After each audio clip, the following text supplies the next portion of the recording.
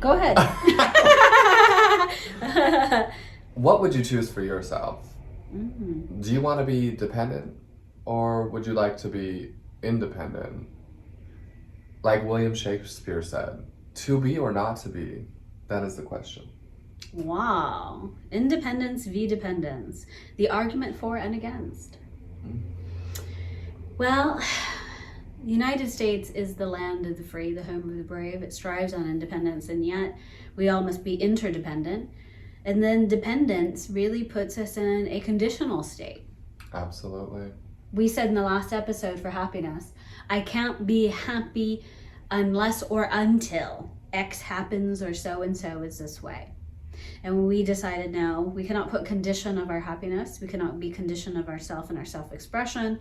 We must take our self-awareness, and we must strive to be our authentic selves.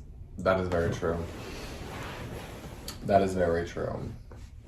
You know, I've learned a lot about independence and dependence.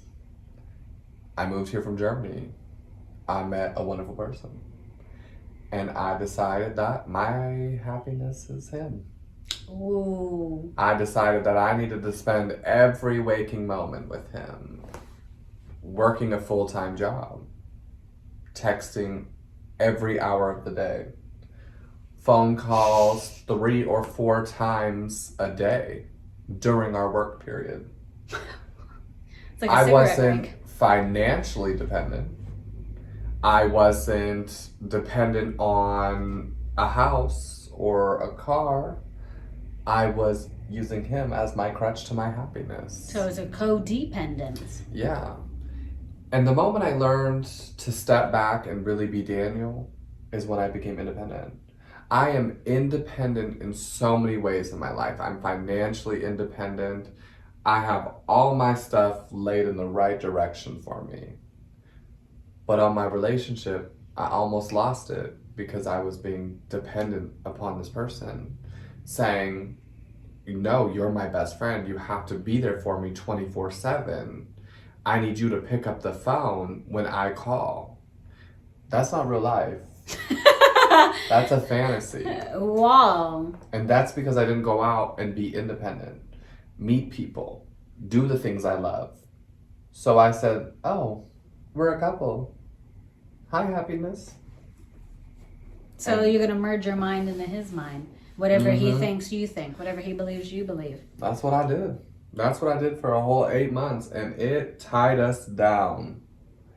It puts you in a zone of being lost. It sounds like immobile. It feels like immobility, like you can't move, there's no freedom. It's almost like you're stuck. You're worried about things all the time. Yes. You're constantly like, oh my God, what is this person doing? Yeah. Yes. And you're just constantly questioning things. Is this meant to be? What friends are he with? What friends is he with? What is he doing right now? Is he eating dinner with somebody else? Why be like that? Why not book a ticket and fly somewhere like I did? Why not do your own thing, but yet meet a perfect stranger, fly to their house a week later, and film a show with them. Absolutely. It's like gold. That's a question you have to ask yourself. Do I want to be independent or dependent? And what does it mean to me to be independent? Yes. How is that going to affect me? Because there are situations where, let's be realistic, where people are married for years and there is some sort of trauma in the relationship, but they've already been dependent or independent. Yeah. Or dependent, excuse me. They've been dependent. That husband is the source of income. Oh, yes. Or that partner is the source of income. The other partner stopped working, has nowhere to go, no equity, no real estate, no nothing. But you have to ask yourself, do I want to continue being dependent? Is it going to be hard to be independent? And the answer I have is no. Independency feels amazing. It's scary at first, but it's amazing. Once you grab life by the horns and you say, this is what I want and I am going to do it, it's incredible. But once you stay dependent on somebody, you have nowhere to go. Somebody wise told me in life, real wise person said, once you become financially dependent, somebody has the most control over you. Well, I wrote about that in the Money Formula, actually. Really? Yeah, it's about how a lot of women see themselves as financially dependent upon their partners. I remember one time I had a client come, and her husband, she was an older woman, the retirement age, and her husband was a successful contractor, and husband had a stroke. Oof. And that was it. Became dependent on her child and couldn't, keep the house. And it's a completely devastating feeling to go through, realizing that you are truly dependent on somebody. And that's a precarious situation. Now, I'm not saying being a stay-at-home mom is bad and all this other stuff. Yeah. What I'm saying is be mindful that your source of anything in life does not come from a person, does not come from a job, does not come from your government, does not come from your church, does not come from anything else but from your inner imagination and your heart. And in so many ways, that is the source of our independence, is our ability to use our wonderful human imagination to recreate ourselves, to recreate our lives, and to change circumstances from good to bad and bad to worse. It's up to us. But if we give our power of creation to somebody else, then we basically put our hands behind our back and let them control our life. I agree 110%. And I think it's very, very important to not let somebody have power over you. I think it's important to be yourself. Yes. Create a plan, follow through with your plan, because you can still be with somebody or do something and be independent. Oh, yeah. And a lot of people think, oh no, you can't be independent when you're with somebody or you're in a situation. Well, you can. It doesn't mean they own you. That's how I had to think, like, I don't own anybody. This is 2020. We are not taking a step in time. I was like, no, this is not how it works. But for me, it was hard because I'm like, okay, I don't have my family here. I don't have my normalcy here. You don't have your habits. I don't have anything. No Sunday dinners with my parents. Nothing. And so I was like, okay, well, you're my Monday through Sunday happiness.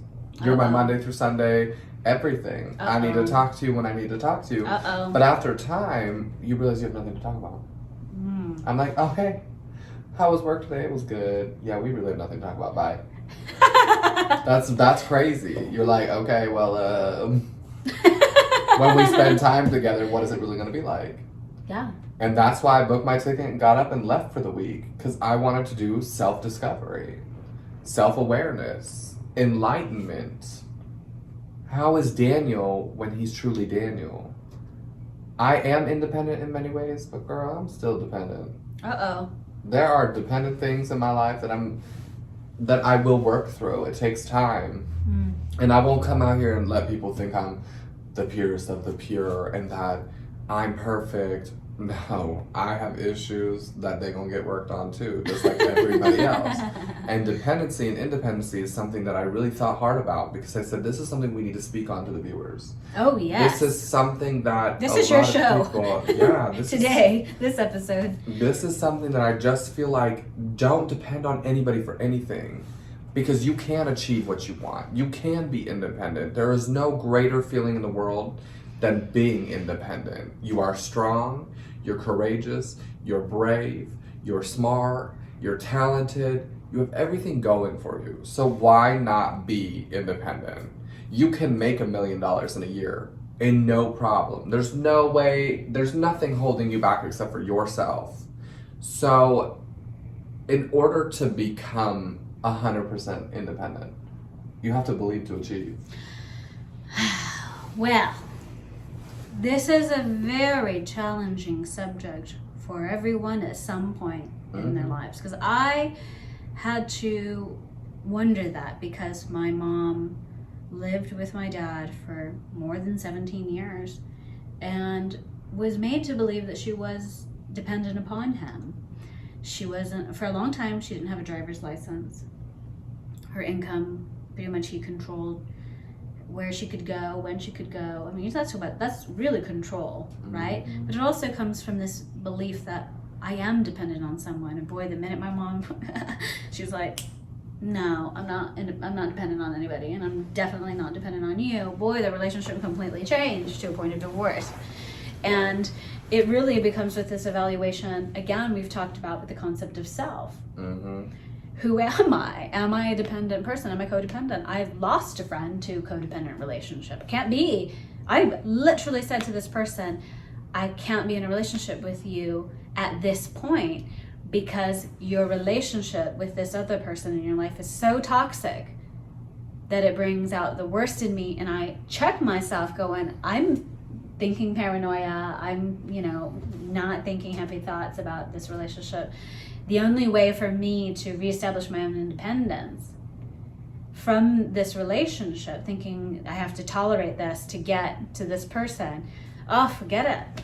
And it set me free in so many ways, because I don't have to change the relationship to be happy. I don't have to have this relationship to be happy. And sometimes you have to let somebody go into another section of their life and deal with it. It's not always about you. Amen. Being married for a long time in a very happy, loving relationship, I've learned that there are going to be times that your partner is going to struggle. There are going to be times when your partner is going to have to look at themselves and realize what they've created. They're going to have up days and down days, and that's okay. But to condition your happiness upon this person's happiness or success in any given moment is actually robbing yourself of your own creative power. It can be over in a blink of an eye. And it can be over in a blink of an eye. And if you become dependent on somebody's happiness and success, and then it's over in a blink of an eye, you're both going down. And then what do you have? Nothing. This person can walk out from your life. I remember, let me tell you a story. When I first started dating Frank, I met this guy at a dog park. He had some fancy dog that I think it was like some kind of French mountain dog or something. Super rich lawyer guy. And he was an older dude, in the 50s, I guess. And he invited me over to watch a movie. And, of course, I'm like 19 at the time. I wasn't up to speed as to what was happening. So, AKA Netflix and chill. From ancient days, before there was Netflix and chill. VHS and chill. Hey, wait a minute. DVD and chill. Okay, everyone? Okay. So, we're over there. And he tries to give me his ex-wife's pajamas, brand new pajamas to wear. And I'm like, nah, I'm cool. I'm cool with my clothes. and he has this projection outside by the screen, a $5 million rental house, going through a divorce, sold his mansion. And he walks me outside. I'm like, I'm pretty over this Netflix and chill. I'm gonna go home now. And this guy leaned in to kiss me, and I ducked. And he said, I can give you anything you want if I stay. And I remember thinking in that moment, honey, you can't give me nothing that I can't give myself. Amen. I'm good. And then I went on to marry Frank, and then the recession hit, and then I went and lived poor in France for a few years until we made our money back, and I had to reconceive myself. But there was just no way that I was going to rob myself of that power to be essentially shackled in a gilded prison.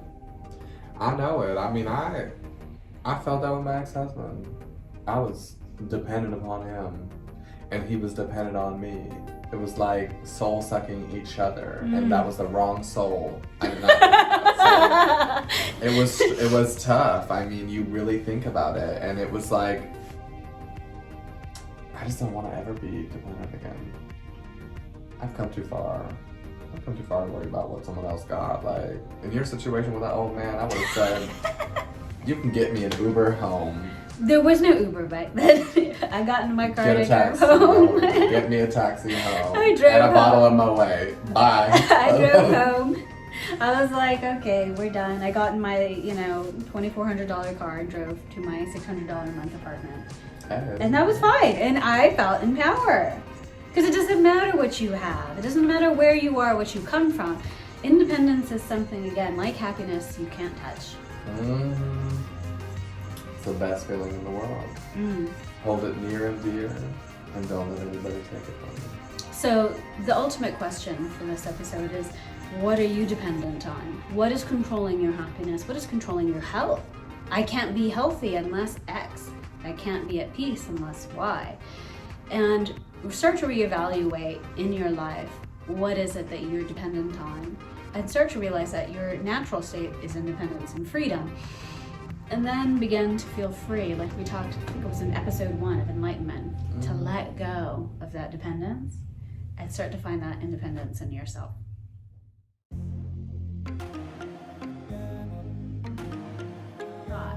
A lot of our thoughts are automatic and we don't know where they're coming from. Are they coming from your childhood, belief of somebody in your life? Are they coming from a trauma? You could have been embarrassed and so you think I'm not capable. I agree.